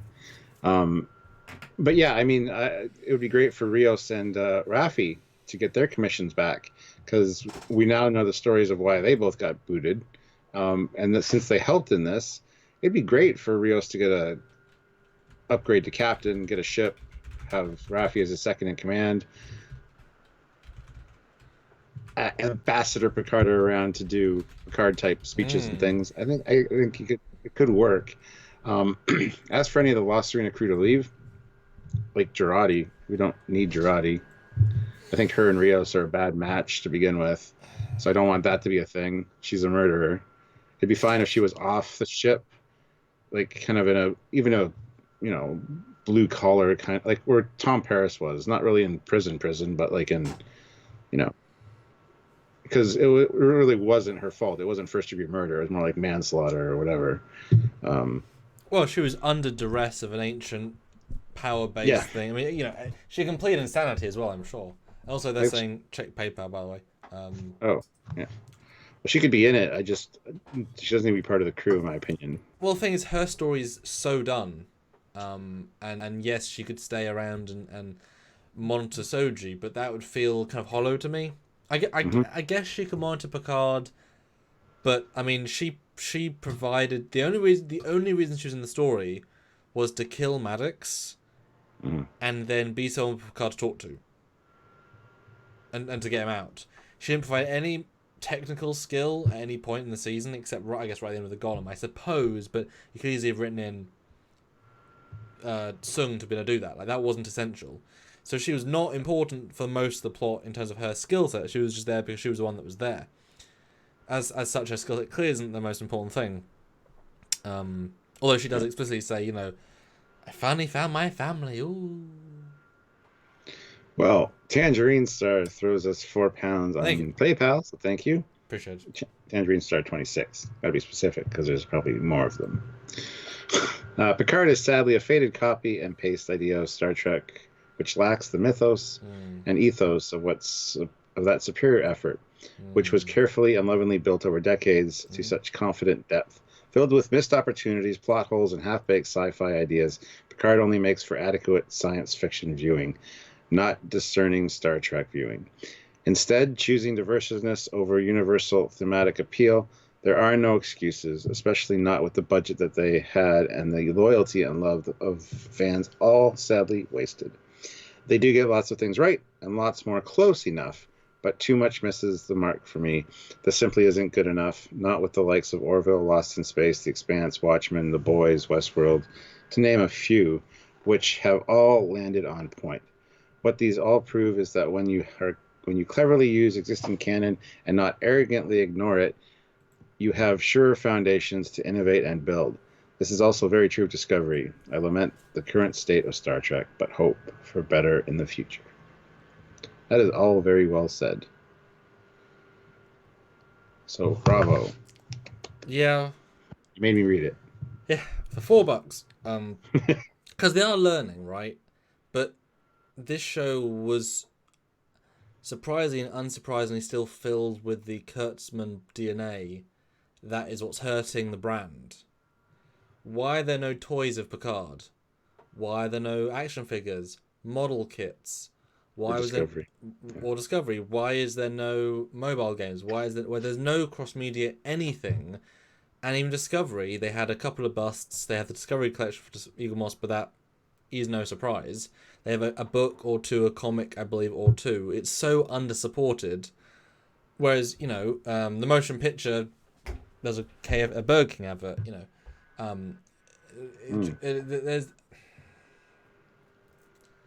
there's reasons for that, and I think they've definitely built a new audience that like this sort of Trek, because with attention spans being less these days, the visual spectacle being more important, certain subset of the fandom are fine just to take whatever they want. I mean, I saw a comment, I knew the person but not very well, saying they basically like, if it's Star Trek, they like it, and that's basically their philosophy.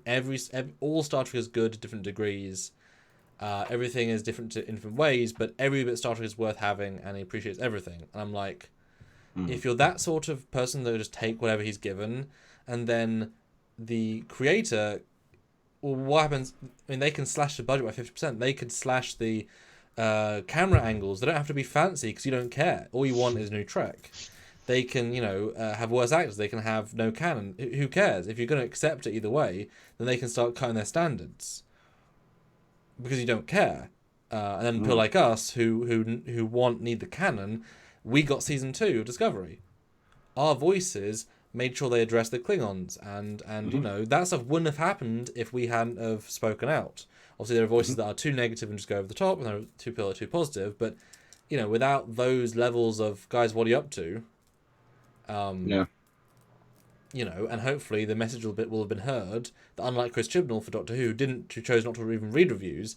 The consensus, I think, in most fandom for Picard is a little bit too dark, a little bit too graphic. Picard needs to be more Picardy. You need more spaceshipy stuff, more Federation-y stuff.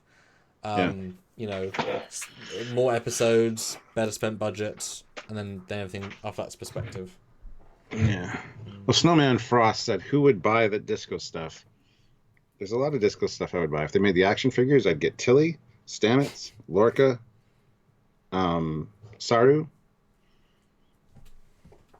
Yeah, I mean, I would buy Discovery merchandise. I wanted to get the phaser. I had it pre-ordered. Yeah. Then they decided not to go ahead with it.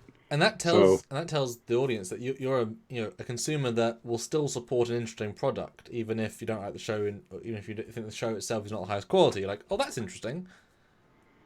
Yeah.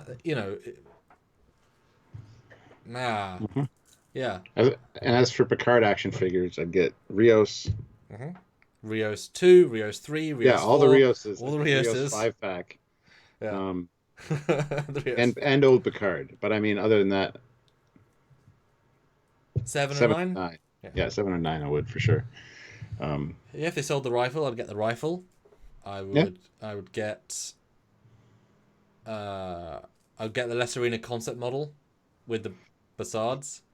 You know, it's funny, they just released the... well, not just, but a little while ago, they released the Star Trek Discovery Season 2 Enterprise concept in Star Trek Online. And you can get with the straight nacelles, different hull plating, and it's like, oh, it looks really good. And that was a surprise they made. And that looks really nice. It's a really nice hybrid of what Discovery is and what it should have been. And I really see if we should do a review on that, because it's like, that is a nice interpretation of it, for sure. And see, Picard too, I would even buy the new phasers that you hardly see. Not I the would too. rifle, but the hand phaser. I mean, $25 probably, you know. And I've already got the comm badge, the Lesserina comm badge. I saw, it's funny how we take things for granted, how knowledgeable we are. There was a Watch Mojo, one of those like list shows. They were doing a focus. Actually, really crisp focus. They were doing a top things from Picard, top questions. They were saying, so what is the pin on their jackets? It looks as if it's to this, and this. What could it be? In the comments below, and we're like, didn't you see them use it as a comm badge in many times? How do you? Because we're knowledgeable, we got it, but it's like this big channel didn't know what a comm badge was in terms of like, it's just strange. Jeff Jacobs, $2. If you think Picard's not Picard, you got Mom wrong. If you think Picard not Picard, you got Mom wrong. What? Jeff, I know the quarantine's getting to everybody. Put down the bottle. I'm just kidding, man. Something's lost in translation there. Eugene, 250 rubles. Thank you. All characters on La Serena are there for the plot for season 1. After that, they're basically clear books. Well, maybe Raffi had some development outside the main storyline. But that didn't go anywhere either. Yeah. I mean, honestly, I would not include Elnor. He didn't bring anything in the overallness. He had a lot of potential, but wasn't used correctly, as it were. And a lot of people already have an Elnor action figure in the form of Legolas. So. Ooh. No, I think Elnor was of all the characters you cut Elnor instantly. Doesn't add very much. I would probably combine Sister and O, so that there's a hologram O talking to the brother each time. Because if you combine the characters, then you have more time for the O character. I'd also get a Hugh action figure. Yeah. Just trying to. Sorry. Anyway. What do you think of my idea, though, if you were to enhance the season, to combine those two characters? Yeah, I mean, makes it more interesting, I guess. Do we need more O, though? Did we need more O, though? It'd be it wouldn't necessarily be the character of O. It would be a hybrid to try and fit both roles, but it'd be a fully defined human character that lives in both worlds. It would be more interesting, like I said, to not know Commodore O's behind the scenes or whatever character. And when the sisters, and she talks to Lieutenant, shit, it just went through my tongue. Lieutenant Rizzo.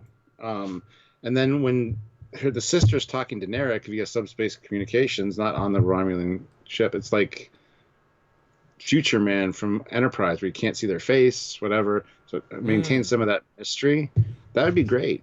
To not know it's the same person. As we know, mystery isn't something they like. Telling us about the super secret Jat Vash in the first episode, pretty much. Yeah. It's not really the secrecy, isn't their core thing. Yeah. Zara Trek puts in £5. Thank you very much. Maybe in season 2, Sutra will use a beacon to call the future synths in the red portal tech of the future synths, the same as the red angels in Disco. Is the red portal tech? It's totally possible. Totally possible. And in fact, I watched Major Grimm's video today about how Discovery and Picard sort of took each other's dialogue. And it looks as if they even utilised their own...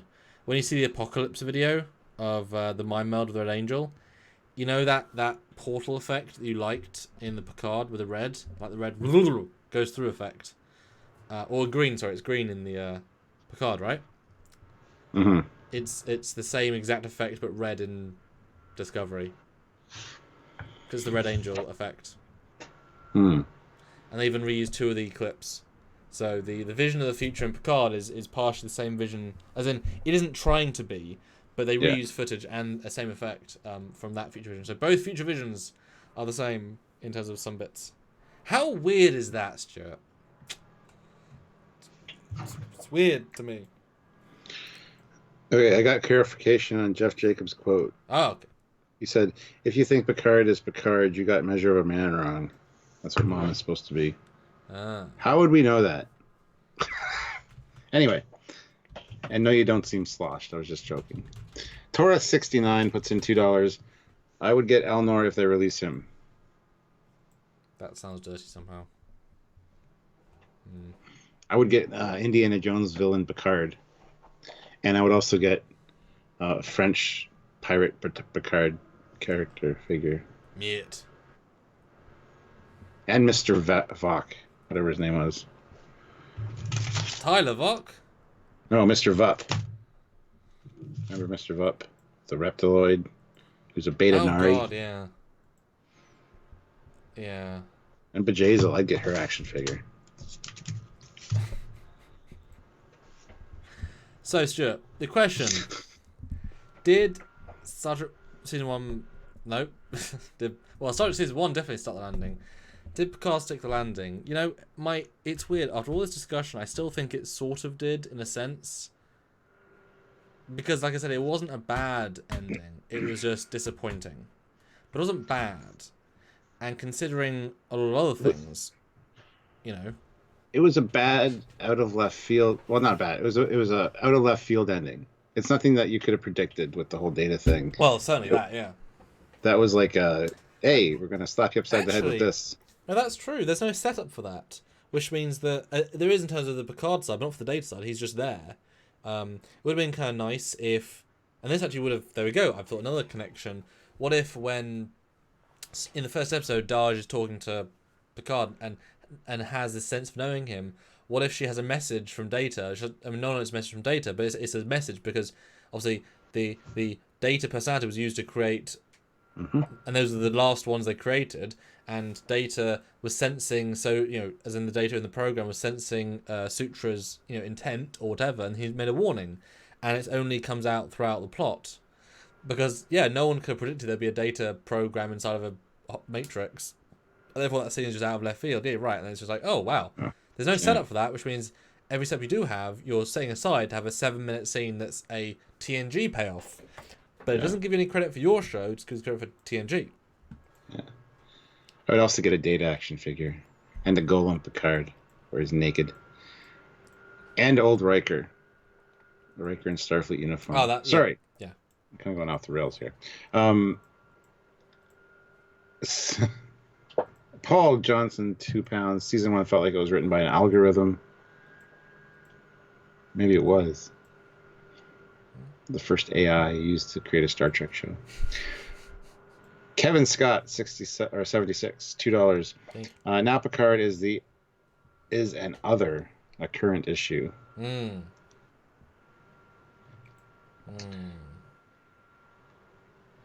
Stephen W. Fathry, $2. Make an Admiral Clancy toy that speaks actual dialogue. Don't touch me. The sheer fucking hubris. Yeah. I mean, speaking of all that stuff, and I'm glad that reminded me. This season was meant to have political themes of Brexit and of Trump. Were the political themes of Brexit and Trump?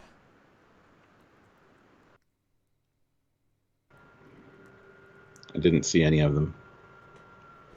The only thing that I got was maybe like a stem cell research kind of jab with the positronic matrix that was needed to cure Thad Riker, but that we should allow it. Therefore, I suppose. Yeah. Didn't leave it like it was not blatant, but it was like. And I guess we got refugees should be looked after, but don't give them guns and swords, otherwise they'll threaten you very quickly. And when you try and help refugees, don't stop helping them, otherwise they'll try and kill you. Yes. And avoid flowers whenever possible. Always avoid or shoot flowers, yeah. And if you're going to betray your entity you've worked for 40 years, come with more ships than you think they're going to bring. I don't know. True story, bro. If you think you're dying, make sure you're next to a biological research facility just on the off chance.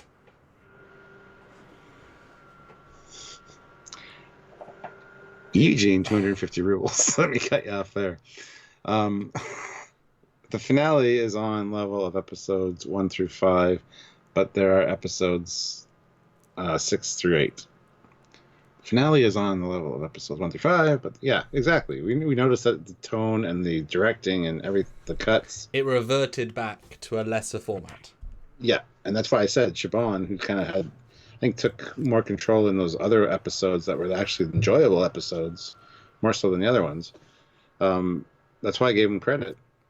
Because I think he actually added something to Picard, and adding Troy and Riker was a brilliant move. So, yeah, I mean that's what they swapped around, and those are the best episodes. If they rewrote them at the end of the season, they were the best ones. Very strange. Very, very strange. Will you be discussing the impact of the transfer of Picard into a golem? What happens to his soul since he died? Oh, well, Christ. We talked about this already.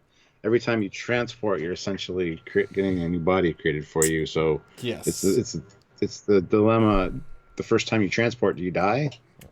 Does your soul go with you? Does it? Yeah. So. Yeah. It's. I mean when in TNG that chap puts his brain into Data's body, does his soul go with him, or is he copying himself? I mean, yeah. It's a technological question, technological solution. We do mention this in an episode, but I think, for my mind, Picard is dead in the original form. The original organic, purely organic, this is a clone copy of him, just like the Data was a clone copy of Brent, of Data.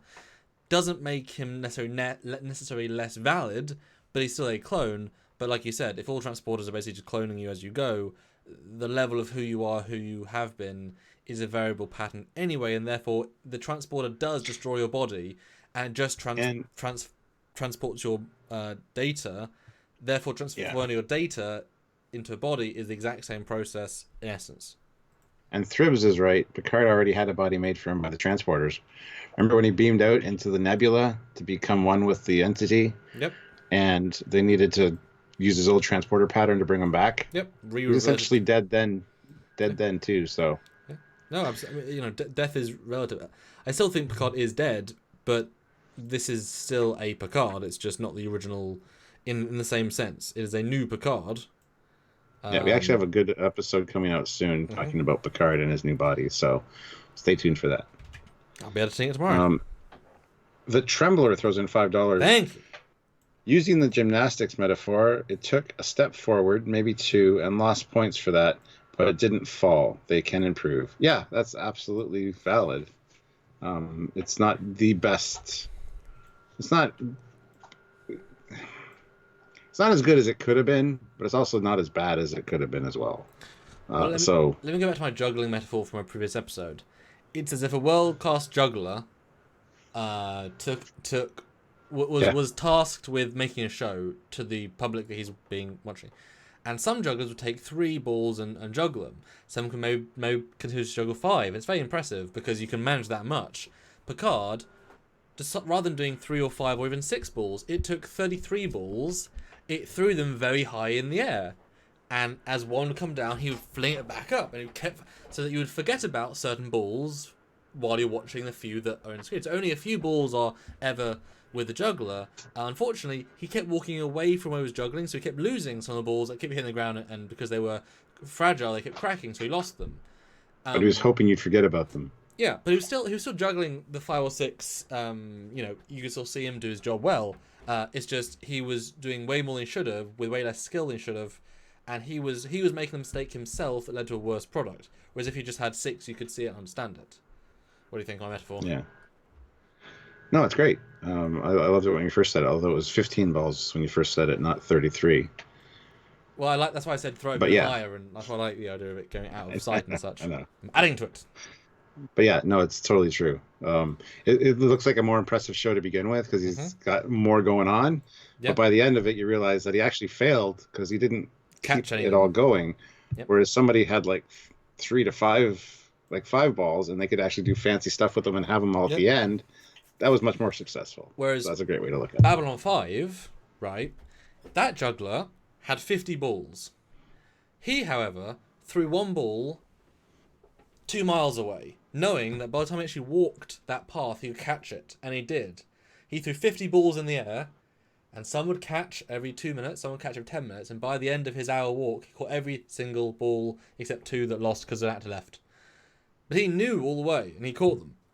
Same with the Marvel films. They throw this ball well far in the distance, and then it's like an end game. Perfect example. Endgame is like a juggler threw a ball 65 miles away.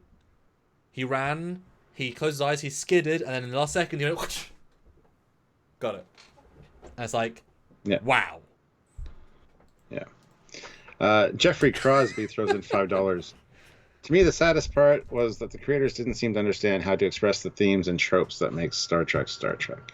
But they want to change them and evolve them, that's the thing. It's not about those tropes anymore. And they've said it themselves. And Supercoop says, Sam, please stop saying balls. Yes, please. And Kevin Scott, so many balls. It's a lot of balls. We here at Trekyards have a lot of balls. James McGill, no, I didn't. What's in $2? What is your hope for Picard season 2? We're gonna do a live talking about that, I'm sure. Yeah, we'll do it this week as well, I'm sure. I don't want to get into too much about that right now, but we want it to be good. Better, focus, more positive. Yeah. Jeff Jacobs, $2. 200 is amazing. We need 300 likes, though. Hashtag make Jeff pay. 277 of you here. We can get to 225 easily. If you haven't hit like yet, hit the like button. Good Tea, Nice House, $5. Thank you. Will Q have any interest in Synth Picard? Can Deanna sense him? Will Borg still recognize him as Locutus? Will the dog know him? He's not the real Picard. Oh, those are all very good questions. Will Q have interest in him? Absolutely. Will Deanna be able to sense him? Nope, because she couldn't sense Soji, who was also a synth organic synth. Will the Borg still recognize him as Locutus? Absolutely. Unless they lock into him with like a nanoprobe thing. Who knows how that'll turn out. And will the dog know him? Probably not. Dogs are pretty smart, and they go by scent a lot, so who knows? Yeah, he is not the real Picard. I would assume, though, that the synth, they would take a scan of his body as well, and they would replicate his his gland smell. Maybe I can imagine you might his smell juices. Yeah, yeah. Some simple stuff. Yeah, but dogs are still pretty smart. I don't know about that. I mean, that will probably be a story plot. He'll go back to the vineyard, say hi to everyone. Naris? No, what's the name of the lady? Your Feckers? Narissa. Yeah, she'll probably sense Oh, something different about him. That's not Narissa. That's yeah. Who? I don't know. Caretaker number one. I can't remember their names. That'll be a whole thing where you know, he goes to see the dog and the dog doesn't quite like him. He has to that'll be one of the subplots in season 2. Rekindling love with the dog. The Trembler, $2. Except you can move. You can still move and think in matter stream. Yeah, but your body's. Who cares? Yeah, I mean that's the Trembler, $2. Yeah, that's a whole weird one anyway. Come on, lower decks. Once delay's over, you can do it. Yeah, it's true. Yeah. Lower. Again, I'm still impressed by the showrunner. Where we sort of met him in Vegas, I was impressed. His answers, his cast. I was really happy with, because I was not looking forward to that. If you remember. Yep, they sold me for sure. Yeah, Valentine Voss puts in €230. I hear a high-pitched PC noise through Foley's mic. Yes, you do. Okay. It's like in 2 of the videos we've filmed today, you're going to hear his water heater, but can't do much about that. Really. It's not a water heater. Well, it is a furnace. There you go. Yeah. Because the thing is, if we were hearing his actual audio, it'd be different, but Skype's adjusting it differently. There's microphones. Yeah. But yes, hi. Yep. Well. Yeah. I think that was a satisfying discussion, Stuart. That was really great, actually. Very low key, very relaxed. Yeah. No, it's nice. And did they stick the landing? No, but I think they're still running, or they're still in the air. This wasn't an end. It can't be an end. Season 2 has to address everything here. You know, there has to be a continuation. Kind of like Discovery starts with the last scene of the other one, and then it obviously resets. But it needs like an episode where it finishes the season almost, which is an odd thing to say, but it's like Family. The episode Family after Best of Both Worlds. You need an episode to recover and deal with the repercussions of the season. To kind of undo the gentle wrap up that makes no sense. Yeah. But yeah, wasn't as bad as it could have been. Well, exactly, and I did enjoy it. But I also enjoyed Discovery season 1 and 2, just for different reasons. So. Yeah. And guys, as Stuart Price said earlier, we are doing our Drunk. We haven't done Drunk Live in ages. On the 4th of April, that is this Saturday. It'll be in the afternoon, Canadian time.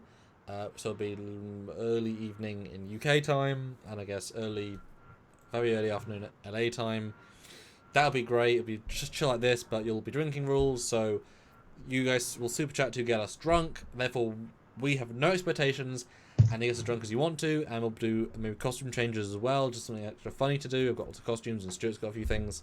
$20 and he'll go in Sherlock Holmes costume. He rushes off, he comes back, hey, Sherlock Holmes. And as we get drunk, it'll be more. And I think both of us, me and Stuart, said we're going to rewatch the entire season for that. All 10 episodes this week as the Netflix version, the binge watch it, see if the show differs. We're going to make notes. That'll be very essential for our content after that week, because we're going to do top 10 plot holes and all those sorts of videos, because there are so many things to really think about. And then we can do the full breakdown of the season, episode by episode, our second thoughts, how it all fit together. And it'll be a long one, but that'll be our epic end of Picard season 1. That'll be good. 4th of April. Zachary Gibbons says, yeah, it didn't stick the landing, but it didn't fall flat on its face either. And that's a great way to put it. Yep. Aku says, just tuning in and say, no, it's not stick the landing, going to bed. Well, thank you for contributing. Yes. Fat Poaches is here. Who's in a meeting. That's funny. Yeah, let's see. There was something else. Oh, Brahm Ikma, lots of what was discussed here has already been answered by Siobhan on his Instagram Q&A, which we've kind of talked about a little bit about. So, But the problem is, it's not. just because somebody says something doesn't mean we don't want to discuss it and see other possibilities. And also, they're not canon. You know? Like, he might say something, and he might have intended it. It's like the Royal Writer said Future Guy was meant to be Archer, but it wasn't Archer. Yeah. So you can't take that as canon. Until it is canon, it's not canon. And, you know, he also said the Curiosity class was the Ebon Mujid, and they said the Curiosity class was these future ships in this episode. So he also gets things wrong. So you can't, you know what I mean? Take everything he says with a grain of salt. It's lovely he's doing them, but, you know, he also moved away from the show. He's maybe more sour about it. I don't know. I think he's a nice enough guy, but he's got an odd perspective. Yep. And Fat Produce puts in $5. This finale didn't stick the landing since most of the season totally missed the airfield. Well, sticking the landing refers to more gymnastics as opposed to flying. Oh, absolutely. Yeah. I get what you're saying. So I'd like to see another $20 in Super Chats if we can. We've got a few more minutes. 4 5s, 1 20, 2 10s. That would be great. You guys are amazing, and this has been another nice, gentle stream. We'll expect less now. Picard's over. Moving out the $20, that'd be perfect way to end the stream. Do we have an idea for tomorrow, Stuart? Maybe. I assume we're doing one tomorrow, as we've got these last sort of things before we, you know, jump back to older live topics. I won't have time to do it live tomorrow because we have to rewatch Picard, man. And now I have homework. I'm just kidding. I don't know. We'll probably do one tomorrow. I just don't know what. Yeah, we filmed a lot today, so we didn't have to film the rest of the week. Yeah. Eric Alperling, is it good that Michael Chabon is no longer the showrunner, that someone else will take his place? Yeah, I would love somebody that actually cares and understands Trek to take his place. Hey, he got some good references. Maybe he's like George Lucas. He has some great ideas. You just need someone to temper him. Or, he's an idea man, yeah. Or, you know, where is that canon team that was in Discovery Season 1 that got hired halfway through the season?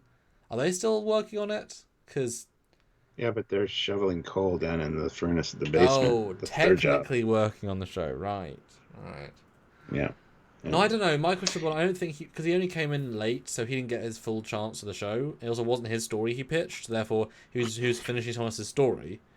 And he might have felt freedom enough to change a few, but not change the end. That's why it probably disconnects, because he had a certain passion for certain episodes and less for other ones. Thribs, will Stardates be back? I certainly hope so. Yeah. Ozzy Medeiros puts in $5. Skeletony. Yes. Thank you, Ozzy. You're awesome.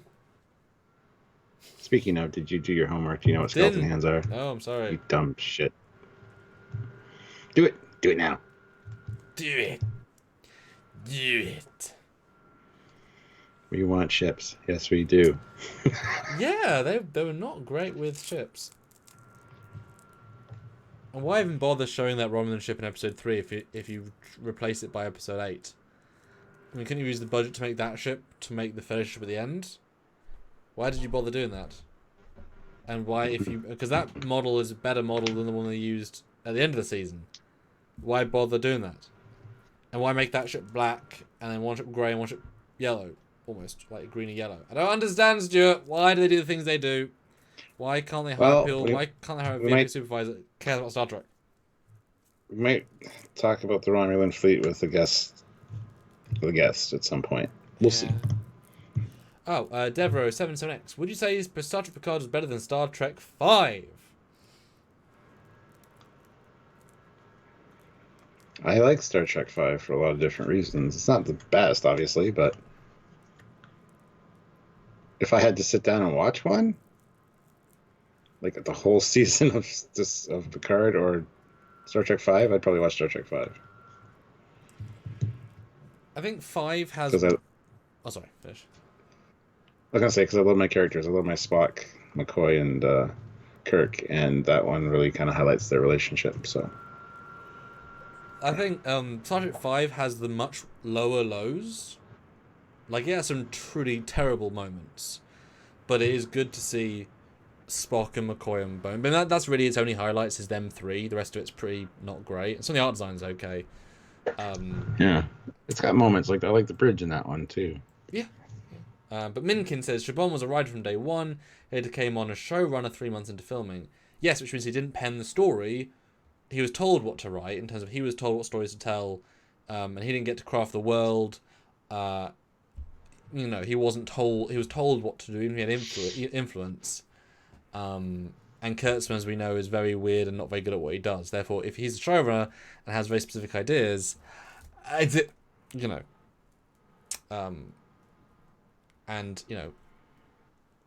it's like Gene Roddenberry rewrote a lot of early TNG scripts himself, even though he still credits the other writers, because sometimes the writer who writes it doesn't necessarily write it. Okay, there's a few things here. Super Cubes passing deck 74 on a 24 deck ship. Oops, it happens. Mistakes. Yeah, Florell, 400 ships, 0 tension. Quite an achievement. I agree. Mike Hill, is the Enterprise not in service anymore? Riker should have been on it. Well, it could be that the Enterprise has been destroyed and they're currently making another one, because they mentioned that he was on the flagship there, which you got to remember, between Enterprise C and Enterprise D, there's about 20 years or more with no Enterprise. So the flagship gets passed on to the other one until the Enterprise is up and running. Well, it's funny because it is the flag. The NX-01 to TOS Enterprise was like 70 years, but then the Enterprise A to B was 8 months, and it was already built pretty much. So it was already you know what I mean? Yeah, funny. And I want to, but also the Enterprise not service shouldn't Riker be on it? A, why? B, if the Enterprise is in the Beta Quadrant, he can only pilot the ships that are in range. So the chances of the Enterprise being in range as a random ship are nothing. I mean, there's no chance. This time it's not the only ship in the quadrant. Yeah, this time exactly. Just once. So it would have been even sillier if he was on the Enterprise, honestly. And just have the Enterprise show up because it's the Enterprise. We don't need it. We don't need the Enterprise showing up. It'd be great, but now you can have a sovereign class. That's why I said Galaxy X or whatever. Because also Riker went out of his way to be out of his way. A quiet little planet. But we did get our final super chat, Stuart, so please read that out and say a big thank you, as we love whoever it is. Aku. He's the one that came in and said that it didn't stick the landing, now he's leaving and going to bed. Okay. He puts in £5. Thank you. And says, I do like the crew left on the ship, but hope they don't keep the couples. 2 couples is such a small ship, seems a bit weird. Yeah, and the Girardi Rios thing I don't think was earned, doesn't feel right, and the other one I don't even want to talk about. So if it'll happen, whatever, but it shouldn't have been included in the last episode. There was another show recently that had a couple that came out of nowhere and it was like, oh, look, they're a thing now, care about them. And you're like, but they're not and we don't. Yep. No, you need to get rid of Girardi, get rid of Elnor, and have more Rios holograms. Because seriously, you can have Soji, Rios, Girardi, and Picard. That's the crew. Then you have them working for the Fenris Rangers for a bit. That's why Seven's on board. And then you have and then Elnor's a new Romulan representative for something, and they use him to do Romulan subplot stuff. And there you go. You've now got. There you go. Imagine how lucky Girardi is. She can have Rios and all the holograms at once. Just saying. Think about it. Tangerine Star 26 puts in £2. Keep up the brilliant work. Thank you very much. We will. But on that note, just think of Girardi and all the multiple faces that she had and what I just said. That's a good way to close out. And we'll see you next time, guys. Thanks for joining. You guys are amazing. All of you are amazing. Say bye, Stuart. Bye, Stewart. That joke's getting old. We got to stop that. See you later, guys.